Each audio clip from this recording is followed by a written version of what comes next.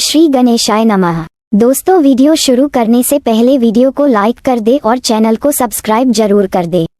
Story name is Mary Sanak and this story is begin from chapter 173 and guys don't forget to share your reviews and put on your earphones before starting the video for better experience। तो चलिए शुरू करते हैं।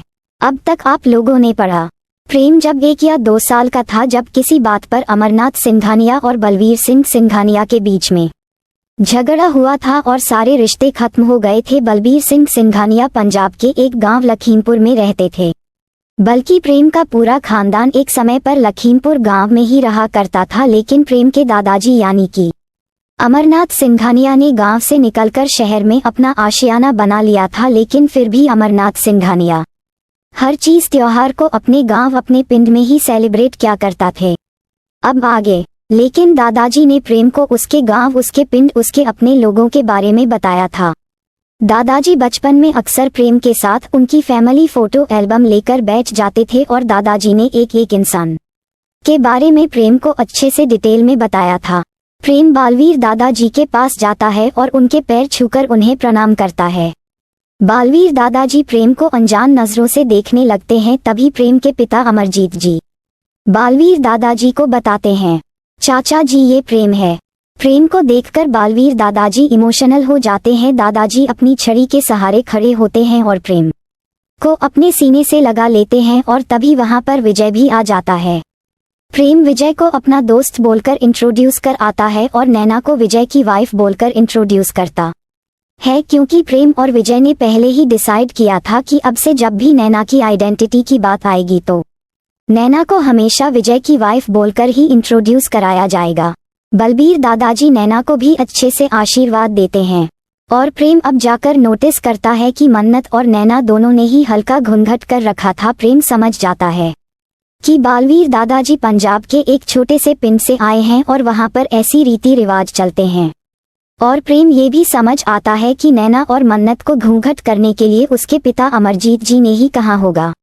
नैना और मन्नत तो वहां से किचन में चले जाते हैं। प्रेम और विजय दादाजी के साथ सोफे पर ही बैठ जाते हैं और 3 से 4 लड़के दादाजी के पीछे खड़े थे।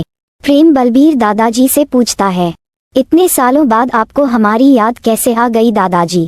जब दादू जिंदा थे तब तो आप एक बार भी उनसे मिलने के लिए नहीं आए, यहाँ तक कि उनके अंतिम समय पर भी आप उनसे मिलने नहीं आए और अंतिम विदाई में भी आप उनकी यात्रा में शामिल नहीं हुए। फिर आज इतने सालों बाद आप हमारे घर पर। प्रेम का ताना सुनकर बलवीर जी की आंखें नम हो जाती है और बालवीर जी हाथ जोड़कर प्रेम से माफी मांगते हुए बोलते हैं, इसके लिए मैं तुमसे माफी चाहता हूँ। मैं जानता हूँ कि मैं इतने सालों तक तुम सबसे दूर रहा, मैंने किसी से कोई रिश्ता नहीं रखा, लेकिन जब आज मुझे अपने परिवार की जरूरत पड़ी तो मैं यहाँ पर अपने परिवार से मदद मांगने चला आया। प्रेम अपने माथे पर सिलवट डालकर बोलता है, मदद? कैसी मदद? हाँ बेटा, इस वक्त मुझे तुम्हारी जरूरत है। एक तुम ही ऐसे एकलौते इंसान हो जो मेरी मदद कर सकता है।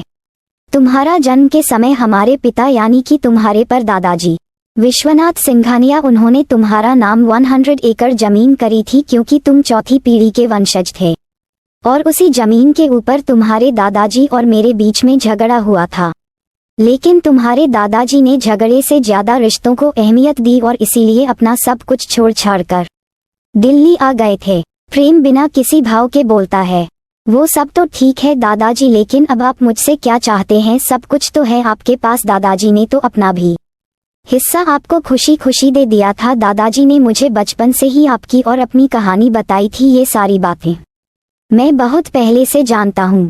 प्रेम की बात सुनकर दादाजी शर्मिंदा की महसूस करते हैं और फिर थोड़ा उदास होकर बोलते हैं, मैं जानता हूँ बड़े भाई साहब मुझे इस बात के लिए कभी माफ नहीं करेंगे और शायद अब मेरे पापों का प्रायश्चित उनके पास जाकर उनसे माफी मांग कर ही होगा। प्रेम, आप इतनी दूर से मेरे पास आए हैं यानी कि बात गंभीर है, तो मैं चाहूंगा कि आप और बातों को न उलझा कर सीधा सीधा बताएं कि बात क्या है। अब दादाजी की आंखों में एक अलग ही प्रतिशोध नजर आ रहा था। दादाजी हल्के गुस्से में बोलते हैं, हमारे गांव से अस्पताल और बच्चों के लिए स्कूल 25 किलोमीटर दूर पड़ता था और उसमें भी बीच में एक झील आती है जिसे पार करने के लिए पूरी झील को घूमकर जाना होता था, जो 10 किलोमीटर का रास्ता और बढ़ा देता। था। इस वजह से हमारे पिंड के न जाने कितने लोगों की मृत्यु रास्ते में ही हो जाती थी और हमारे आने वाली पीढ़ी स्कूल न होने की वजह से पढ़ाई से वंचित हो रही थी। इसीलिए हमने जो 100 एकड़ जमीन तुम्हारा नाम थी, उसे जमीन पर हमने एक अस्पताल और बच्चों के लिए स्कूल बनवाया था। और पिछले 25 सालों से उसे अस्पताल ने न जाने कितने लोगों की जान बचाई थी और कितने ही बच्चों को शिक्षा दी थी। लेकिन अब विदेश के कुछ लोग उसे जमीन पर अस्पताल और स्कूल को तोड़कर एक सुपरमार्केट बनाना चाहते हैं और एक क्लब बनाना चाहते हैं। हमें सुपरमार्केट या फिर क्लब से कोई परेशानी नहीं है, लेकिन अगर अस्पताल और स्कूल तोड़ा गया तो फिर से वही परेशानियां गांव को भुगतान होगी। फिर से हमारे गांव में बीमार होने वाला इंसान बच नहीं पाएगा और अस्पताल जाने से पहले ही अपना दम तोड़ देगा और हमारी आने वाली पीढ़ी फिर से शिक्षा से वंचित रह जाएगी। प्रेम, तो इसमें मैं क्या कर सकता हूँ? इसके लिए तो आपको वहाँ के चीफ मिनिस्टर से या फिर कलेक्टर से मिलना चाहिए, या फिर आप कोर्ट में भी केस कर सकते हैं। वहाँ की पुलिस, वहाँ का चीफ मिनिस्टर सब उन लोगों से मिले हुए हैं, इसीलिए कोई भी हमारी मदद नहीं कर रहा। हमने कोर्ट में भी कैसे डाला था, लेकिन उन लोगों ने झूठ पेपर दिखाकर हमारा कैसे हरा दिया। और इस केस की वजह से उन लोगों ने मेरे बेटे जगजिंदर सिंघानिया और हरप्रीत सिंघानिया को भी मार डाला। बलबीर दादाजी की आंखें आंसुओं से भीग जाती है, लेकिन दादाजी अपने आंसुओं को साफ करके बोलते हैं।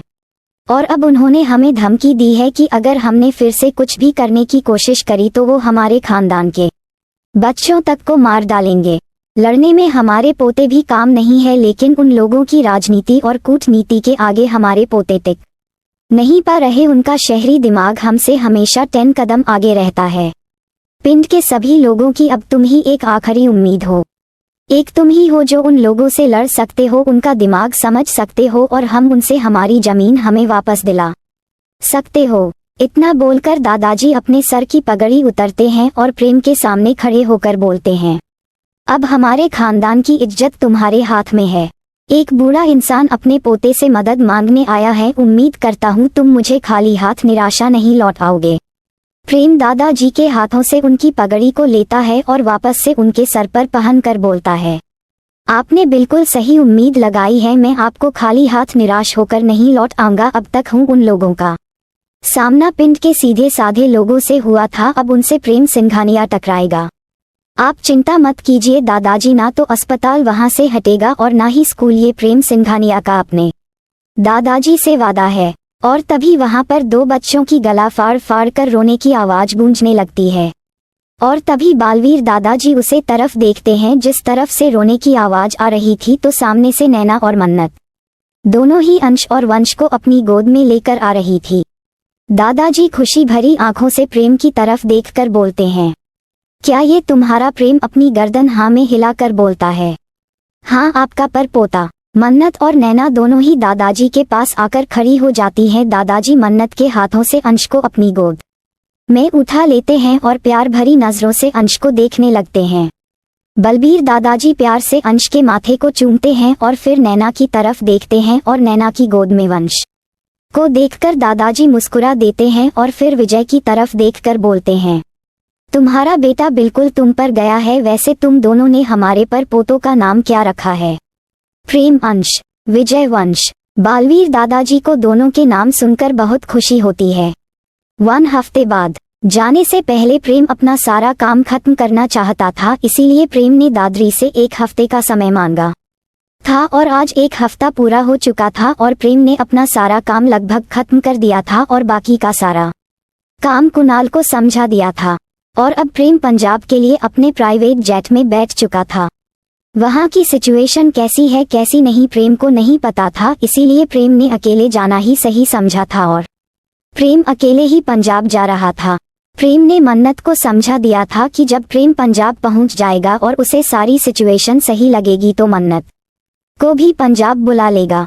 सो don't forget to share your review and comment your best part of an story.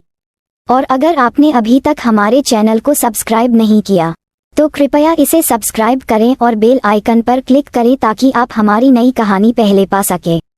And if you like my story so comments your feelings with heart emoji. तो मिलते हैं नेक्स्ट वीडियो, तब तक के लिए राधे राधे।